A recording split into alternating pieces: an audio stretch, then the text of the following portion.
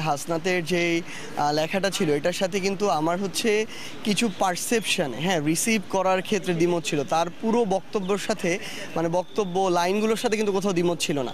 একটা জিনিসকে ওর জায়গা থেকে যেভাবে রিসিভ করেছে খুব স্বাভাবিকভাবে আরেকটা মানুষ আরেকভাবেই রিসিভ করবে, এটা মনে হয়। সেম একটা জিনিস আপনার যেরকম মনে হবে আরেকজনের ওরকম মনে নাও হতে পারে ওই জায়গা থেকে। কিন্তু যে বক্তব্যগুলো দিয়েছিল যে একটা হচ্ছে নতুন করে আওয়ামী লীগ, রিফাইন্ড আওয়ামী লীগের যে আইডিয়া, এই সামগ্রিক বিষয়গুলোতে কোনো দ্বিমত ছিল না। এবং আমরা আমাদের জায়গা থেকে স্পষ্ট করে আমাদের পার্টির পক্ষে যেটা বলেছি, আমরা ওই জায়গায় আমরা সবাই ঐক্যমত যে এখানে শুধু বাংলাদেশ সেনাবাহিনী না, এই বাংলাদেশে আর কেউ যেন আওয়ামী লীগের যে কোনো ভার্সনের গল্প না শোনায়, এক।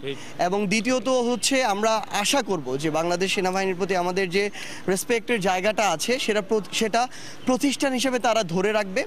বাংলাদেশের অভ্যন্তরীণ যে রাজনীতি, এই রাজনীতিতে তাদের যে আমরা কখনোই তাদের কোনো হস্তক্ষেপ প্রত্যাশা করব না, বরং তারা প্রতিষ্ঠান হিসেবে দেশের প্রতি তাদের যে দায়বদ্ধতা, তাদের যে কাজ, সেটা তারা ঠিকমতো পালন করে যাবে, এটাই আমাদের প্রত্যাশা। না, এটা তো আমরা আমাদের জায়গা থেকে স্পষ্ট করে বলেছি। হাসনাত তার পোস্টে বলেছে, আমিও আমার পোস্টে সেম কথাই বলেছি, এই কথাগুলো এসেছে।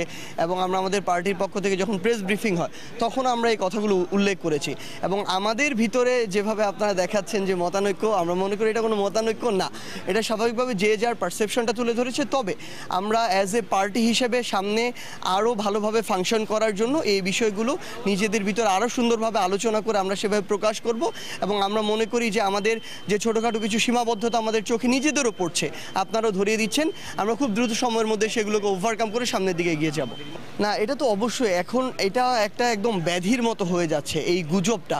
এবং যে যার মতো করে ফেক আইডি দিয়ে, ফেক পেজ দিয়ে মন মতো আর কি প্রত্যেক দিন তারা খুনি শেখ হাসিনাকে বাংলাদেশে নিয়ে আসছে, আবার প্রত্যেক দিন পালাওয়ের স্লোগান দিচ্ছে।